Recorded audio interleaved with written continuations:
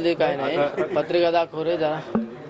जर तुतारी नाही वाजली आता हे बघा, तू तसं माझ्या प्रोग्राम पाहिला तर हे बघा, इथं कुठं अजून काही असं आहे का? जर माझं काही तसं नियोजित असतं ते कार्यक्रम पत्रिका असते ना, याच्यावर असतं ना, असं काहीच नाही ना. बघा ना, सकाळी तिसगावच्या दसकऱ्या उद्घाटन आहेत आमचे, 10-15 उद्घाटन आहेत. पण तुम्ही जसं सांगितलं की काही पण होऊ शकतो कोणत्या क्षणाला, ते तर होतच ना हो.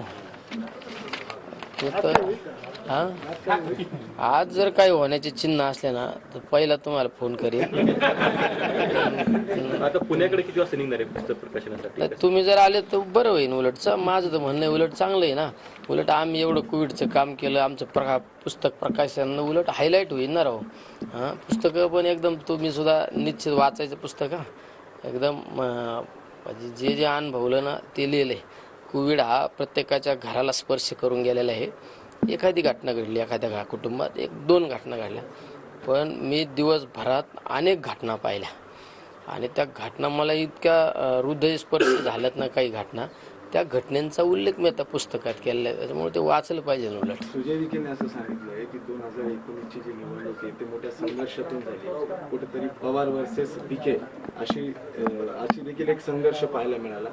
यावेळेस मात्र मी फक्त विकासाच्या मुद्द्यावर निवडणूक लढवणार आणि ज्यांना कोणाला अपेक्षा आहे लोकसभा लढवण्याची त्यांनी काय विकास केला एकदा जनतेला सांगा. नाही, ते त्यांचं मत झालं ना, ते त्यांचं मत झालं. जनता बोलली पाहिजे ना. मी ना मगाशी नाही का मी सांगितलं तुमचं काय, मी सांगितलं आता लोकांचा सूर काय आहे, जनतेचा सूर काय आहे हे महत्त्वाचं आहे. मी जर उद्या बोललो मी लय विकास केला, लोक जर बोलले नाही अरे तर त्याला महत्त्व आहे का? हा विकासाचा बेनिफिट हा सर्वसामान्य लोकांना गावागावामध्ये जातो. त्या लोकांनी बोललं पाहिजे. आज जर माझ्या मतदारसंघात मी सांगतो की माझ्या मतदारसंघात मी जास्तीत जास्त कामं केले असं मी बोललो, मी फक्त बोललो आणि लोक जर बोलले नाहीत याचा अर्थ मी काहीतरी चुकीचं बोलतो. त्याच्यामुळे लोकांचा कौल लोक बोलले पाहिजे हे सगळ्यात महत्त्वाचं असतं. त्यामुळं ते काय बोलले त्यापेक्षा आपण म्हणजे ही भावना मला समजते म्हणून मी बोललो. तुम्ही तुमच्या लोकांचा सूर जो आहे तर तो जाणून घेणार आहात का? तुमचे मतदार आहेत किंवा मतदारसंघातले लोक आहेत, मी एक आहे ना, माझी एक सवय, मी कुठलीच गोष्ट असा